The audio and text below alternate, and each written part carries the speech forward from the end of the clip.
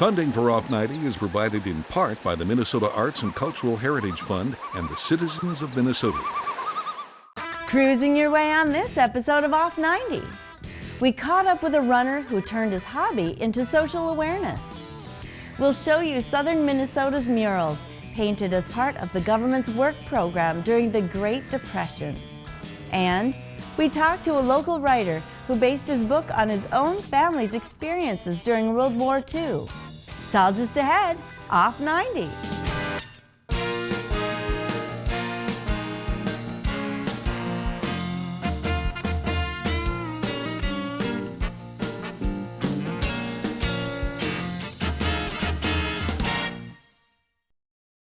Hi, I'm Barbara Keith. Thanks for joining me on this episode of Off 90. 300 miles for freedom.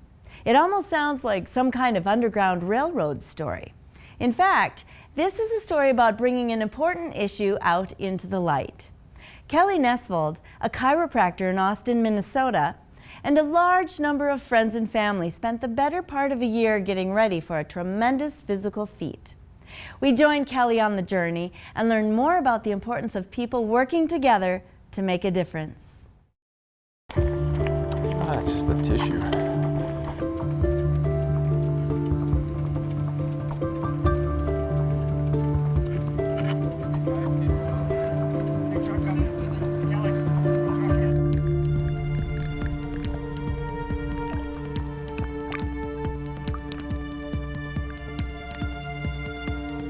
My favorite quote is, those who think they're crazy enough to change the world usually do.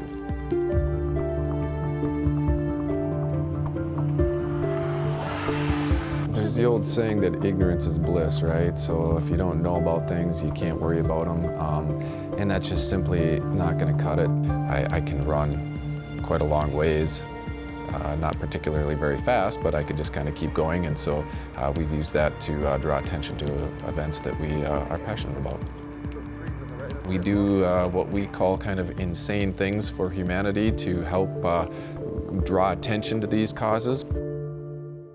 300 Miles for Freedom is a 300-mile triathlon that starts in my hometown of Grand Rapids and comes all the way down to Austin, Minnesota.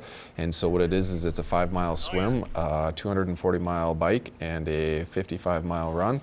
And so the goal is to encompass most of the state of Minnesota and try to raise awareness as we cross the state to stir things up a little bit, and raise money to help fight human trafficking. Every 30 seconds, another person is forced into human trafficking. What you see is that it's actually happening in our own backyard, and my eyes have been opened quite a bit in this whole process. My name is Joy Friedman. I'm a survivor of sexual exploitation. Human trafficking is violence, physical, mental, emotional, psychological.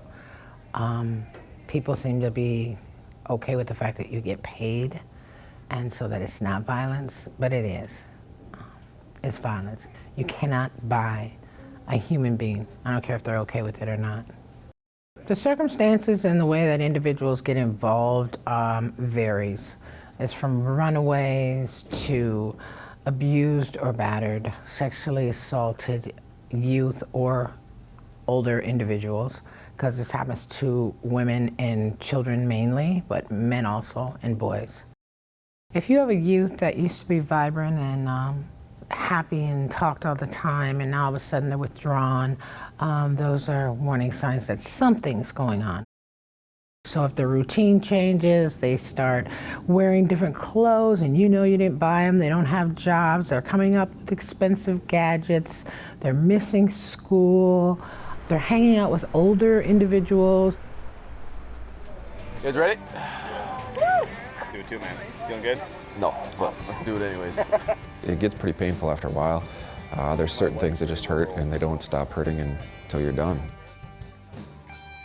So I got up about 4:30 in the morning to start the last 110 miles of the bike, and I was sitting there with the hatch open in the back of the minivan, just kind of staring into space, and it was cold. I was supposed to be getting my gear on, and my wife's sitting there, and I just looked at her and I'm like, I don't think I want to do this anymore. She just kind of leans over and whispers to me, and she's like, well, you got to think about the pain that all these people are going through. And she goes, sorry, but you're going to have to get back out there. So that's what we did.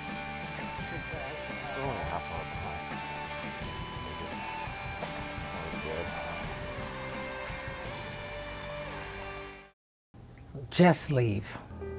That's a question that is opposed to individuals like myself in this lifestyle. Why don't you just leave? 90% of us have some kind of relationship with the individual that we are being exploited by. Some of us don't see it as exploited because it's like we're a team.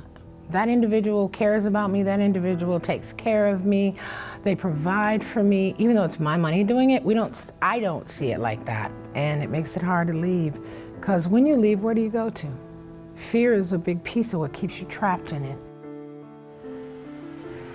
Every time I get low, my wife comes up to me and sees me struggling. She just reminds me why we're doing it, and reminds me there's thousands of people out there that are suffering way more than we are. So we're raising money for two different organizations. One is out of Asters, which is in Nepal, which is what I like to refer to kind of as the black hole of human trafficking. It's really prevalent and severe there. And then Mission 21 is the other charity, and they are located, locally here in Rochester and service in Minnesota. And so we're very passionate about helping them out. There is a dire need to have specific programs and services to deal with what we've gone through when we're coming out of this lifestyle. So Mission 21 has a really nice program where the youth have a place to go and talk to someone who's non-intimidating, non-judgmental, and that can help them begin healing, because it's about healing and you can't put a timeline on it. And I like that about Mission 21 and Breaking Free. They have a lifelong services. I need the public to know that this is not just my issue. This is your issue, because eventually when this supply over here in our area runs out, they have to find it somewhere. When it stops coming down our streets, they'll be driving down yours. So get involved. Support the agencies that are out there. Donate, volunteer, speak about it, call them in for trainings, education. I need the community to know knowledge is power when it comes to this. We raised a ton of local awareness, and so there's so many more people that have their eyes open that didn't before. It's a dark subject that people just tend to want to sweep under the rug and pretend doesn't exist. This obviously is a cause that is near and dear to a lot of women, and I also work in Austin High School, and I know that we have girls that are being targeted for sex trafficking in our own communities. So I think we've made, a huge impact, and we're pretty excited about that, not to mention that we raised, probably close to $48,000 to help provide to a couple charities that are doing some great work, so it's neat to see.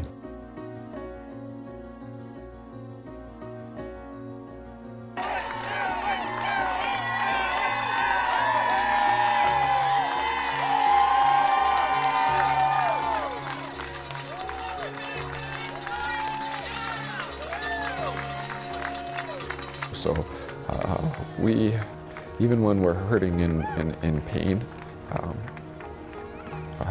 we can finish. I guess the biggest thing is I'd like to say thanks. It was pretty cool. It's one of the coolest things I've ever been a part of.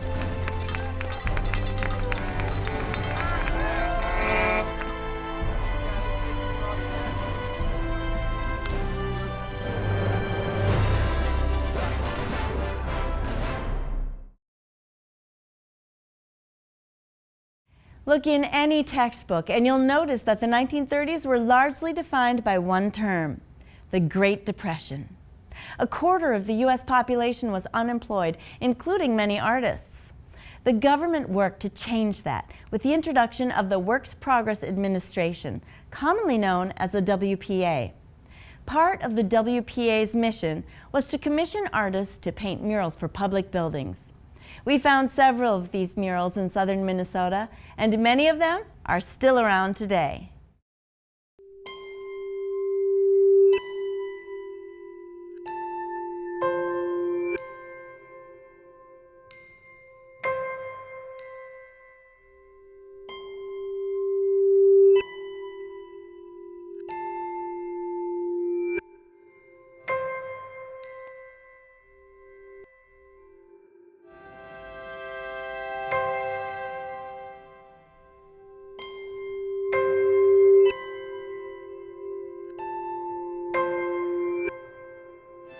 This is an art form that lasted. It's something that made an impact in each community.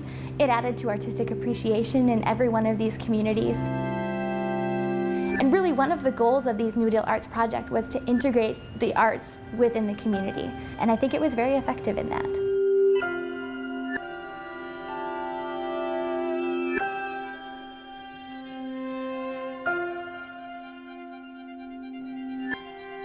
During the Great Depression, the federal government created the New Deal in order to put the nation back to work, solve the great unemployment crisis, but then also to really make best use of each individual's labor, their skills, and their talents to benefit the United States. One of the government's largest social relief programs throughout the Great Depression was the Works Progress Administration, commonly known as the WPA. Within the WPA, they sponsored all sorts of different projects. They were building bridges, building buildings, and also creating artwork.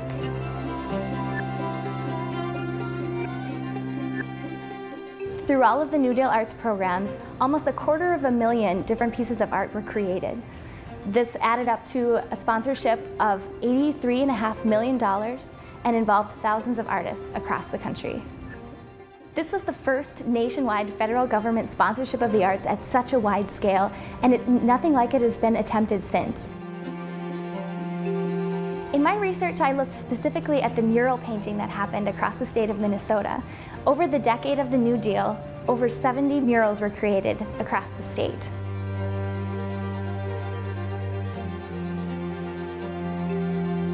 You can find these literally across the entire state of Minnesota, from Rochester and Wabasha all the way up to Ely and International Falls.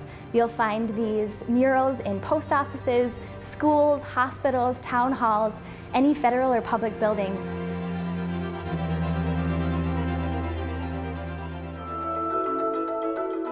They tried to use mostly local artists if they could.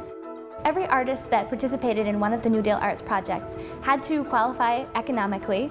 Within the WPA Arts Project, 90% had to be on relief. So this really was a work relief program, but at the same time there was a high level placed on the quality of the artwork. They wanted to create artwork that would mean something in the community and artwork that would last.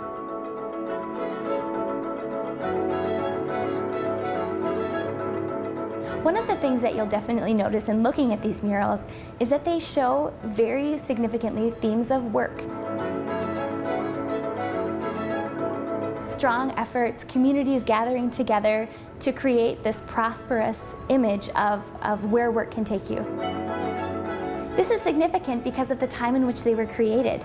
The Great Depression was the time of the nation's greatest unemployment, when a lot of these communities were really struggling. But to see images of work, put it visually there as in a place of prominence in the community, showing the roots of the community, and really showing that if the community could gather together, they really could get back to this place of prosperity.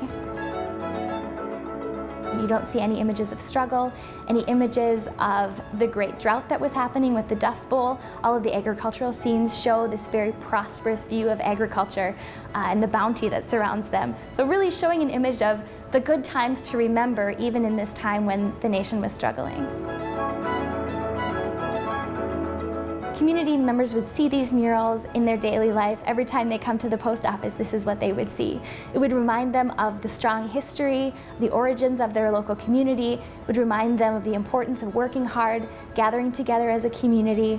And these are all incredibly important themes, especially in that period of time. It shows the firm ground that other generations have stood on, and really that inspiration for the future, that good times will come again. In the murals that I studied that were created through these New Deal Arts projects across the state of Minnesota, less than 5% of them were created with a modern art style. One of the very interesting examples of one that was painted for the Faribault School of the Deaf.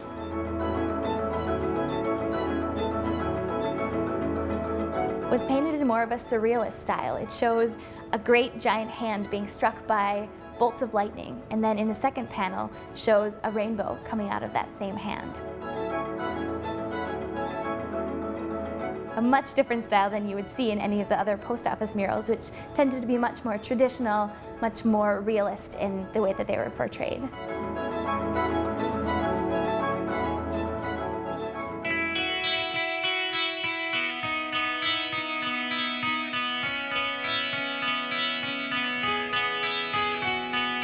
I would encourage people to go and check out these murals. Go and take a look in your local community, because these really are a living part of the history of our country, the history of our state.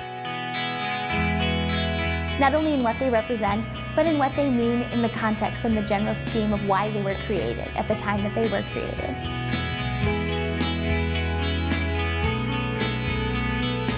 By picturing the past with the scenes that they did, mural artists were not only glorifying great moments in the individual community or region's history, but they were also giving people a view of better times to give hope in the economic and social crisis of the Great Depression.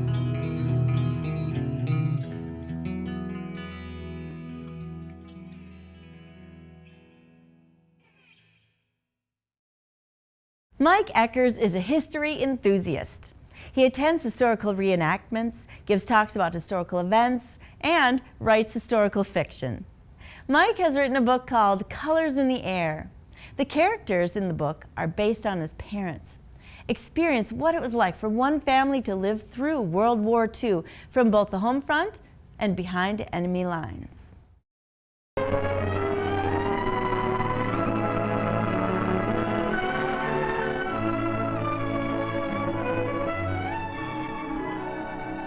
You're right on time. I'm Mike Eckers.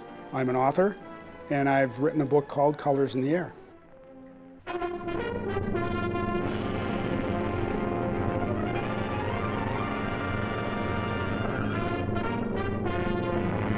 Every war has two fronts. You have the home front, what people are doing here, and how they're coping with the war, and then you've got where the action is, so to speak. But having two fronts and writing a book about that brings home the togetherness of a couple, like my mom and dad, both doing their part for the war and what those different parts were. The one thing they had in common is that both of them just wanted to do what they could to get together again as soon as possible. So my father was a bombardier. His job was to destroy the Luftwaffe and the manufacturing capability of Germany. My mom here at home, her job was to help guide RAF officers around to factories here in the States so that they could share technology and also advance the end of the war.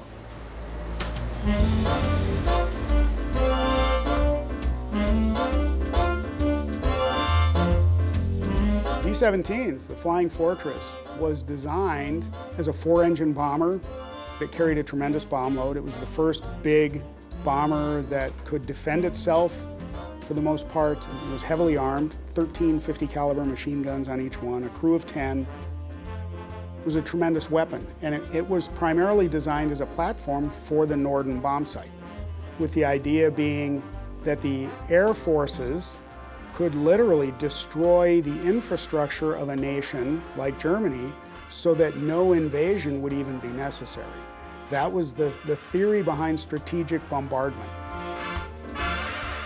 And so World War II was really kind of a proving ground to see whether strategic bombardment could work. And it doesn't. You still have to have feet on the ground to control enemy territory. We were going after factories, not towns. We were not going after the people working in the factories. We were going after the machines themselves.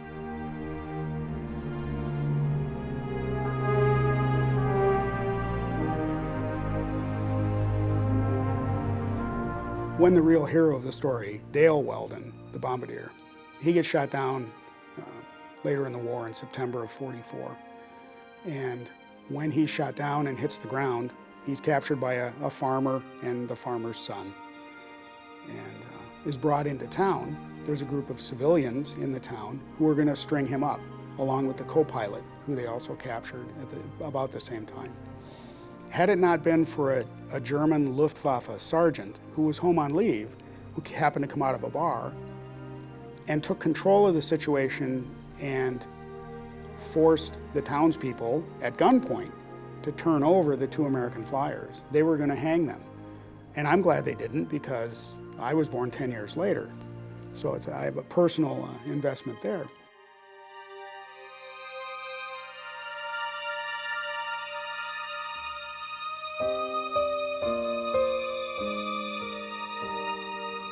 Hitler and Goebbels, who was the Minister of Propaganda for the Germans, convinced the German people, or were telling the German people, that we were gangsters, that actually Al Capone had offered all of his henchmen to the Air Force to man these bombers. And when American airmen were captured, that they should be put to death. Well, the military would not do that, because the military believed, the German military, the Wehrmacht and the Luftwaffe, believed in the idea of prisoners of war. They didn't want retribution. They didn't want their own soldiers and airmen executed either.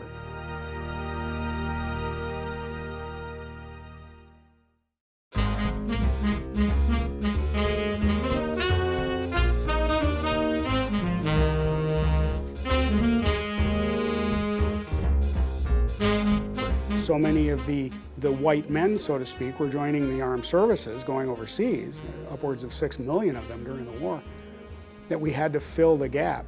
And so my mother, in the book, became a person, an investigator, who would go out and not only encourage factory owners to hire minorities, she would help in the hiring process, and she would determine whether or not they were in compliance with the law. If they were refusing to hire minorities, there were stiff penalties at that time.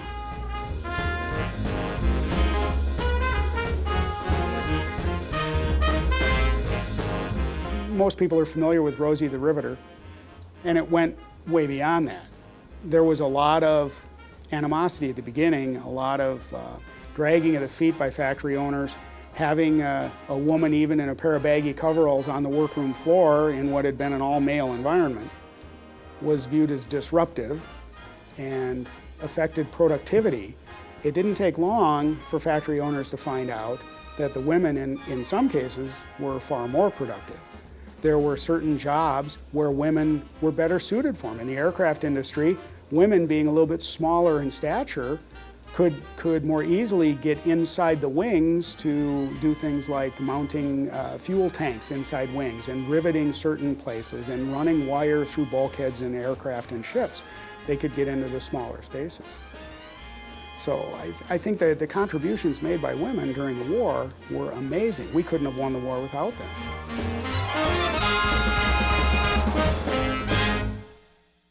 For being a prisoner of war, just the waiting itself was horrible. You did anything you could to keep busy, or you went stir crazy, and that's why there's an expression for that. My father used to say that the hardest thing that ever happened in his life was being 21 years old, doing exactly what he knew was the right thing to do, and being held in prison for doing it. He said it was awful. And the waiting, there was nothing for these prisoners to do. They didn't work. They had to spend their time filling in their time however they could. And that's why eventually the camps became organized enough with the Allied prisoners to where my father earned the equivalent of a bachelor's degree while he was in prison camp in 9 months, because he was studying every day and received a lot of college credit from the University of Minnesota when he returned.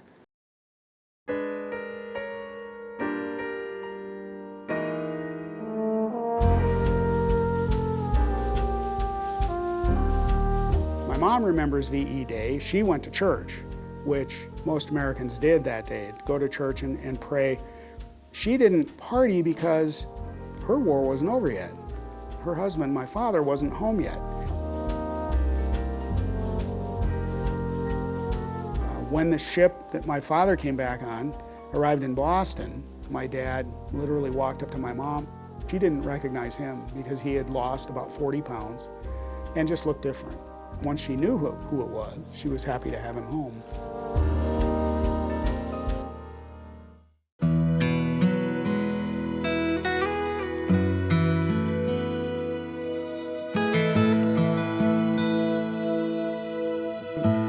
I'm a firm believer in the adage that heroes are just ordinary people doing extraordinary things. And we call them America's greatest generation.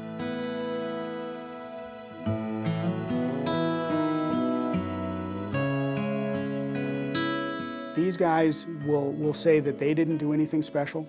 They'll say things like, oh, all I did was guard a beach in California or something, and then you find out later that he won a Bronze Star on Saipan or whatever. they're not out for the glory, they're not out for the recognition. But what will make a tear pop into their eye is when you just come up and quietly thank them and shake their hand and just say thanks for your service.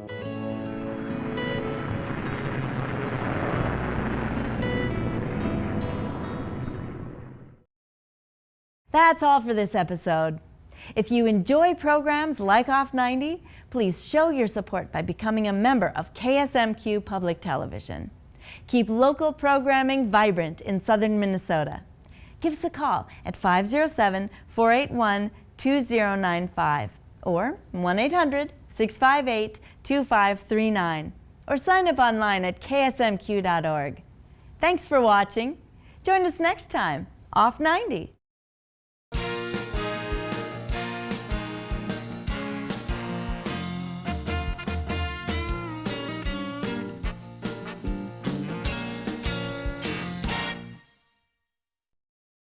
Funding for Off 90 is provided in part by the Minnesota Arts and Cultural Heritage Fund and the citizens of Minnesota.